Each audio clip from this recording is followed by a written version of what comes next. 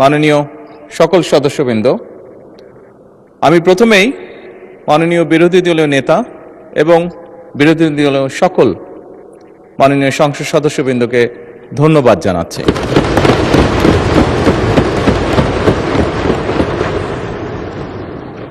আজকে যে বিষয়টি নিয়ে আমরা এতক্ষণ এখানে আলোচনা করলাম, অবশ্যই যেই বিষয়টি একটি গুরুত্বপূর্ণ বিষয় সকলের জন্য, যে বিষয়টি বিরোধী দলীয় নেতা উপস্থাপন করেছেন এখানে।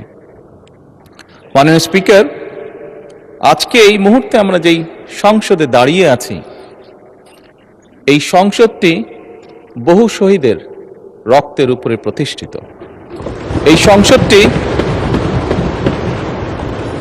সংসদটি বাংলাদেশের মানুষের আগামী দিনের ভবিষ্যৎ, সুন্দর একটি ভবিষ্যৎ কিভাবে প্রতিষ্ঠিত হবে, বাংলাদেশের মানুষের সেই আশা আকাঙ্ক্ষার উপরে প্রতিষ্ঠিত। মাননীয় স্পিকার,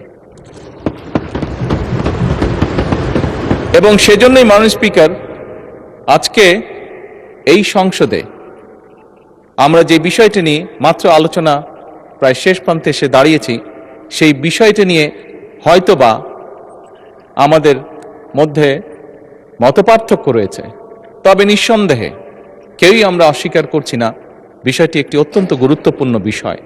এবং এই বিষয়টি শুধু মাননীয় স্পিকার শুধু বাংলাদেশের জন্য নয়, এই মুহূর্তে আমরা যদি বিশ্ব রাজনীতি, বিশ্ব পরিস্থিতি, বিশ্ব বাস্তবতা বিবেচনা করি, সমগ্র বিশ্বের জন্য এটি একটি অত্যন্ত গুরুত্বপূর্ণ বিষয়। যেভাবেই আমরা বলি না কেন, যেই পরিস্থিতির ভিতর দিয়ে আমরা যাচ্ছি, সমগ্র বিশ্ব, বাংলাদেশ সহ প্রত্যেকটি মানুষ, প্রত্যেকটি দেশ, প্রত্যেকটি জাতির জন্য এটি একটি গুরুত্বপূর্ণ বিষয়। সবচেয়ে ভালো যেই বিষয়টি আজকের আলোচনার, সেটি হচ্ছে, আমি মনে করি একজন রাজনৈতিক কর্মী হিসাবে আমি মনে করি যে আজকের এই সংসদের প্রত্যেকটি সংসদ সদস্য, আজকে এই সংসদে প্রত্যেকটি রাজনৈতিক দল, আমরা মনে হয় একটি জায়গায় উপনীত হয়েছি যে আমাদের আর যা কিছু ব্যাপারে মতপার্থক্য থাকুক না কেন, দেশ এবং দেশের মানুষের স্বার্থ রক্ষার ব্যাপারে আমাদের কোনো মতপার্থক্য নেই।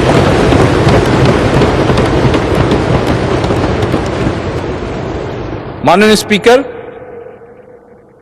সকল সময় আমার দলের পক্ষ থেকে আমি বলতে পারি, দেশ এবং দেশের মানুষের কোনো বিষয় যদি আমাদের সামনে কেউ উপস্থাপন করেন, যদি আমাদের কাছে দেশ এবং দেশের মানুষের স্বার্থের ব্যাপারে কেউ কোনো প্রস্তাবনা দেন, আলোচনা করতে চান, পরামর্শ দেন, সুপারিশ দেন, বাংলাদেশ জাতীয়তাবাদী দল সকল সময় প্রস্তুত সেই বিষয়ে আলোচনা করার। সেটি আমরা যে অবস্থানেই থাকি না কেন, সকল সময় আমরা সেই প্রস্তাব গ্রহণ করতে, সেই প্রস্তাবে আলোচনা করতে আমরা রাজি আছি। বিরোধী দলীয় নেতা একটি প্রস্তাব দিয়েছেন যে আমরা বিরোধী দল, সরকারি দল সকলে মিলে কেন আমরা আলোচনা করতে পারি না।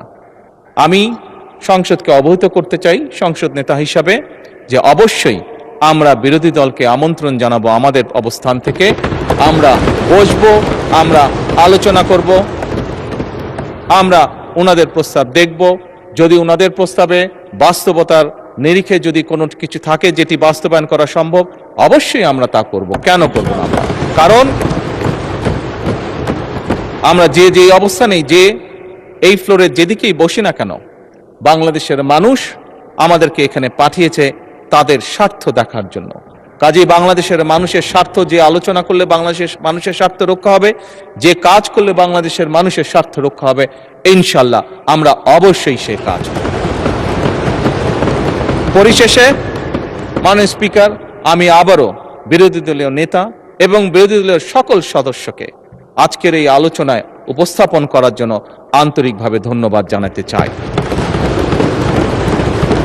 এই বলেই মাননীয় স্পিকার, আমি আমার বক্তব্য শেষ করছি।